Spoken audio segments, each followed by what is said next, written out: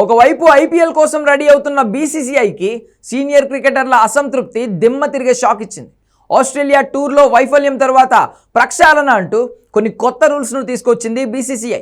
10 పాయింట్లతో ఆటగాళ్లపై కఠిన ఆంక్షలు విధించింది. ఈ రూల్స్లో ఆటగాళ్లతో కుటుంబ సభ్యులను అనుమతించడంపై ఆంక్షలు విధించడం కూడా ఉంది.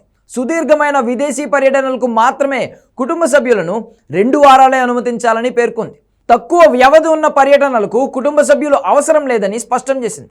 టీమిండియా విదేశీ పర్యటనలో 45 రోజులకు పైగా ఉండే సమయంలో ఆటగాళ్లకు వారి భాగస్వాములు, పిల్లలు ఒకసారి 2 వారాల పాటు కలిసి ఉండే అవకాశం ఉంటుంది. అయితే మిగిలిన రూల్స్ విషయంలో ఎలా ఉన్నా ఈ ఫ్యామిలీ కండిషన్స్ పై సీనియర్లు బగ్గుమన్నారు.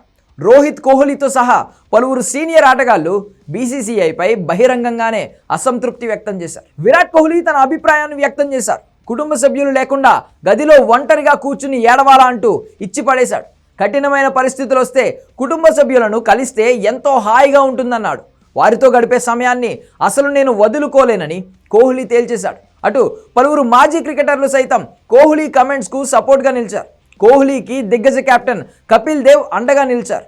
ఆటగాళ్లతో కుటుంబ సభ్యులను అనుమతించాలని అభిప్రాయపడ్డారు. తాజాగా ఓ కార్యక్రమంలో పాల్గొన్న కపిల్ దేవ్ ముందు కోహ్లీ వ్యాఖ్యలను ప్రస్తావించగా అతనికి అండగా మాట్లాడాడు. తమ కాలంలో క్రికెట్ కుటుంబానికి సమప్రాధాన్యం ఇచ్చేవారమని గుర్తు చేసుకున్నాడు. తాజా పరిణామాలతో బీసీసీఐ వెనక్కి తగ్గింది. తాము తీసుకొచ్చిన నిర్ణయాన్ని సవరించాలని చూస్తున్నట్లు సమాచారం.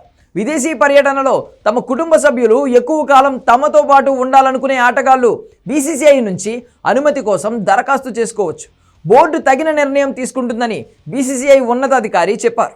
ఫ్యామిలీ పాలసీ మీద పునరాలోచనలు చేస్తున్నారని వెల్లడించారు.